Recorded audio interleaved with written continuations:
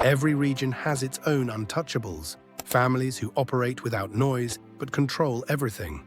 In the Caribbean, that power belongs to a name you may never have heard, but its fingerprints are on the very world around you. They don't seek headlines, they write them. They design environments, and in that silence, they've constructed something far more powerful than fame, a legacy built to outlive them all. This is the story of the Sabga family.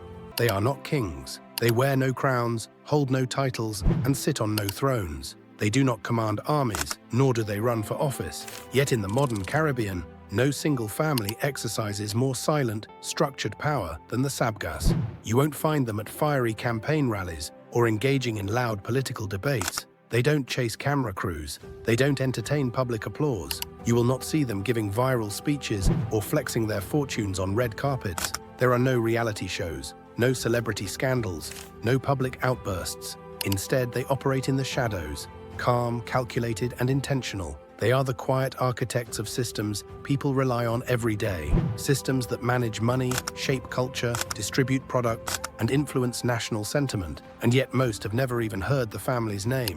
They don't demand attention the way traditional power players do. They don't need to, because while others perform power, the Sabga designs the environments in which power flows. They move the pieces behind the curtain, pulling levers that set economic forces into motion, influencing policies that determine public direction, and shaping markets that affect daily lives, all without ever stepping into the public square. From the banks where you secure your future, to the beverages you drink at celebrations, from the headlines you read each morning, to the very rhythm of political discourse, the Sabga have positioned themselves like an operating system, running quietly beneath the screen. You don't see them, but everything functions because of them. Their reach is not accidental, and it is certainly not loud. It is the result of meticulous planning, generational discipline, and a level of foresight that most empires only dream of. This is not wealth flaunted. This is power engineered, crafted over decades to be invisible, efficient, and nearly untouchable. Their origin is almost mythical in its simplicity,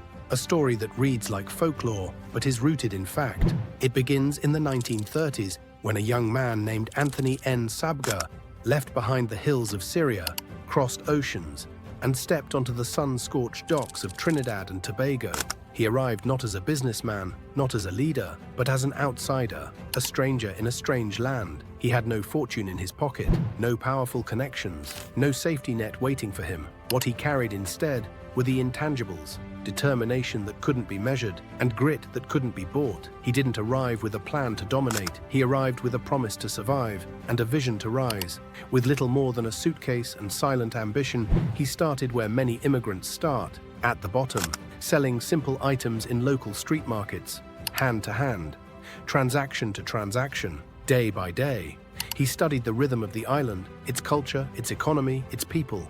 He didn't just trade goods, he built relationships, he earned trust. And that trust became currency. That currency became stronger. And that growth became the seed of something far greater than any one man could have imagined at the time. Where others saw barriers, in language, race, or foreignness, he saw bridges. Where others settled for survival, Anthony N. Sabga laid a foundation. But what set him apart was not just resilience, it was patience. He understood what so many fail to grasp, that empires are not built in years. They are built in layers, one brick at a time, quietly, carefully. Anthony never rushed the process. He didn't chase wealth like a sprinter. He moved like a mason, slow, steady, precise. And as the years passed, his vision evolved. He wasn't just building a livelihood, he was constructing a future, not just for himself, but for the generations that would carry his name forward. His journey wasn't about escaping struggle, it was about converting struggle into legacy, and that legacy would soon evolve into one of the most powerful dynasties the Caribbean has ever seen. But every great empire needs an emperor, someone not just to preserve a legacy, but to scale it beyond imagination. And that man was A. Norman Sabga, his son. Where his father laid the foundation, Norman built the fortress. He inherited not just a family name, but a responsibility.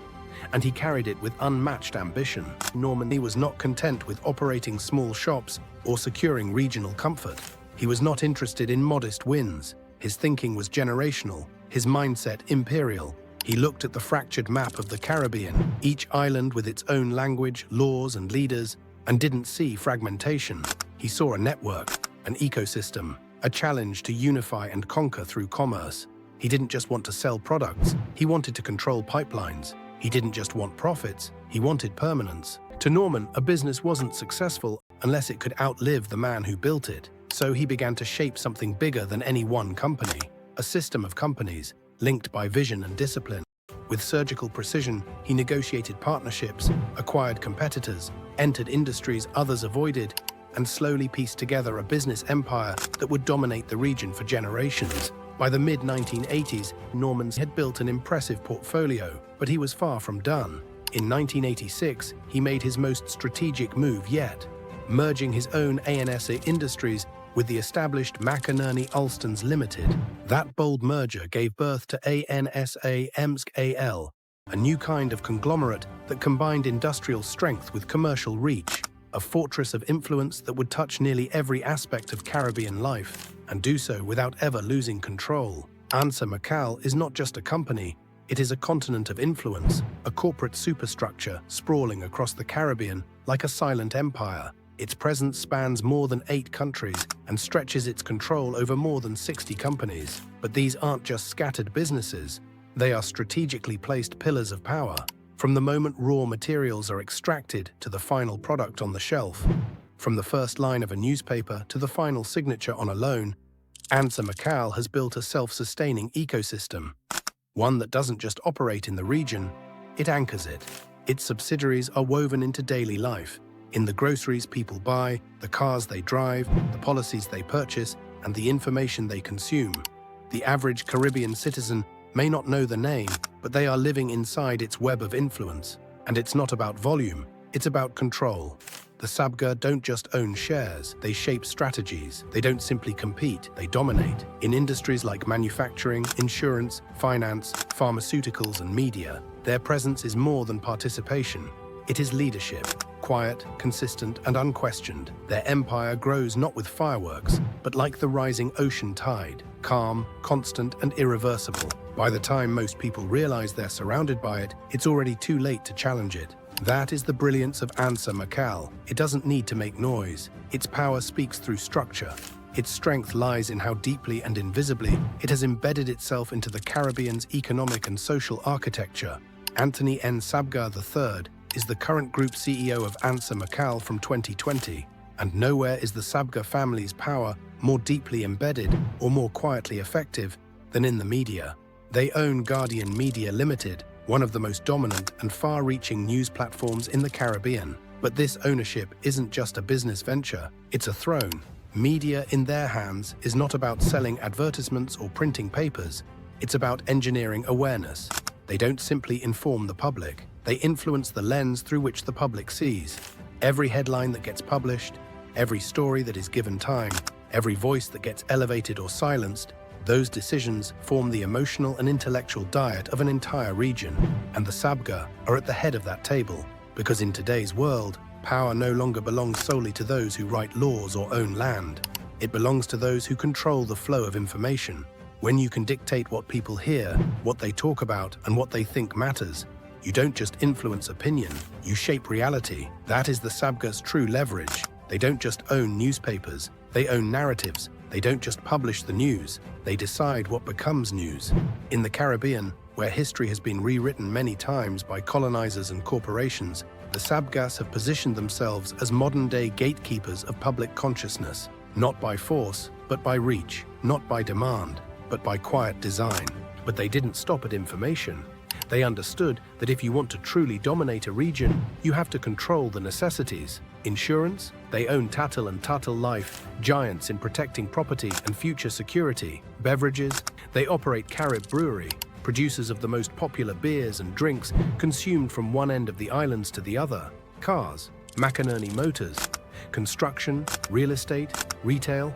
Yes, yes, and yes. Their reach touches what people drive, what they eat, what they read, how they heal, and even how they entertain themselves. The Sabgas didn't just create a business, they created a way of life. But the most brilliant part of this empire isn't what they built, it's how they sustained it. While other business dynasties collapsed due to internal wars or public scandals, the Sabgas moved differently. Anthony Sabga believed that family wasn't just blood, it was responsibility. He didn't raise heirs, he trained generals. His son, a Norman Sabga, now chairs the group, carrying forward not just the business, but the mindset. Each member of the family has a role, a mission, and a code. No leaks, no fights, no headlines. This isn't just a family, it's a dynasty engineered for longevity. In the Caribbean, markets are small and governments change fast. That's what makes regional expansion difficult. But the Sabga saw something others missed: unity through infrastructure. They built bridges where others saw borders. They bought when others hesitated. While global investors ignored the region or stumbled in confusion, the Sabga built roots, deep and wide, that no recession or political shakeup could easily remove. They didn't wait for the Caribbean to become stable. They made it stable by becoming essential to it. And when it comes to wealth, there are no lists that truly capture their value. Forbes doesn't rank them. Reporters can't trace them. Much of their empire is private, protected behind layered entities, offshore strategies, and generational trusts. But one doesn't need a dollar figure to measure their weight. Their wealth is seen in their silence. Their power is proven in how they avoid the spotlight while owning it. In the Caribbean, they are not just the richest family, they are the ones who decide how wealth itself moves. Yet, despite all this immense and carefully guarded power, the Sabga understood one critical truth: influence without image is forgettable. Anthony Sabga, the mastermind behind the family's empire, never wanted to be remembered merely as a businessman or a billionaire. He knew that true legacy isn't measured by spreadsheets, it's measured by significance. And significance requires more than profit, it requires presence. He wanted to be remembered not just as a builder of companies, but as a builder of nations. That's why, beyond the boardrooms and beneath the bottom lines, he turned his attention towards something far more enduring: identity. Regional identity, cultural permanence. He launched the Anthony N. Sabga Caribbean Awards for Excellence, a platform that honored scientists, artists, thinkers, and public servants who were shaping the intellectual and creative soul of the region. He poured millions into hospitals, universities, and libraries, not for applause, but for architecture. Not just physical buildings, but social infrastructure. But make no mistake, these weren't just acts of kindness, they were acts of strategy. Because Anthony understood that if your name lives only in company logos, it can disappear in a merger. But if your name lives in schools, in stories, in the celebration of excellence, it becomes part of the culture. He didn't just want to be remembered in financial circles, he wanted to be remembered in history books, on bronze plaques, and in the hearts of a region that now speaks his name with reverence. But no dynasty exists without challenge. Critics argue that their grip chokes out competition, that their media isn't truly independent, that their wealth protects them from the laws others must follow.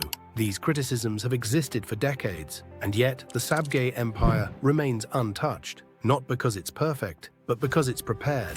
Their empire is built like a fortress, layered, disciplined, and protected by time-tested strategy. While others build for quarters, the Sabgas build for generations. They've seen it all: economic collapses, oil crashes, social unrest. Yet Ansa Macau not only survives, it grows stronger. They've trained themselves to know when to wait and when to strike.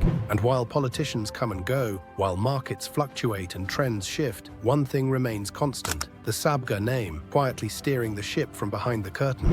Today, the next generation is already sharpening their tools. Ivy League educated, globally mentored, financially trained, but culturally rooted. They are not trying to build something new. They are preparing to inherit and expand something ancient, something proven. The Sabga legacy is not ending, it's evolving. The torch is passed not in ceremonies, but in silence, through mentorship, shadow leadership, and a code of honor that has never been broken. And in today's interconnected global economy, even the world's largest corporations, with their billion-dollar budgets and endless resources, have learned a simple truth: you don't enter the Caribbean without the Sabgas. They are not merely one player among many. They are the filter, the doorway, the hidden key.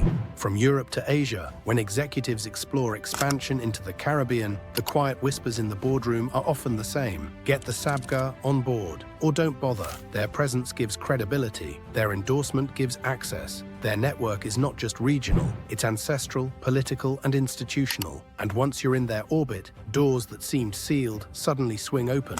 But just as swiftly as they can open doors for others, the Sabga can shut them, completely and without warning. It doesn't take a press release or a public statement. Sometimes it's just a subtle shake of the head in the right boardroom, a quiet withdrawal of support behind closed doors, a deal that suddenly dies in silence. And just like that, a global corporation, no matter how powerful, can find itself stranded, confused and blocked before it even steps foot in the Caribbean market. This is not a coincidence. It's design. Because the Sabga are no longer merely businessmen. That title faded long ago.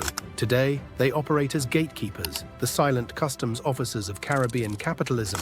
They don't run for office. They don't write policy. They don't need to. Yet nothing truly significant moves in the region without their silent approval. They've become the invisible checkpoint, the barrier between foreign ambition and local execution. And the most powerful thing about their position, it wasn't inherited, it wasn't granted, it was built, brick by brick, relationship by relationship, decade by decade. No noise, no spectacle, just relentless strategy. Until one day, the world quietly understood. If you want access to the Caribbean, you go through the Sabga or you don't go at all. And yet, even now, after nearly a century of dominance, after billions in assets, after building one of the most powerful business empires in the Caribbean, they remain invisible. You won't find them at luxury galas or splashed across social media. There are no paparazzi trailing them, no Instagram stories showing off private jets or penthouses, no viral interviews, no public meltdowns, no exposés trying to decode their lifestyle. And that's not because the press has failed.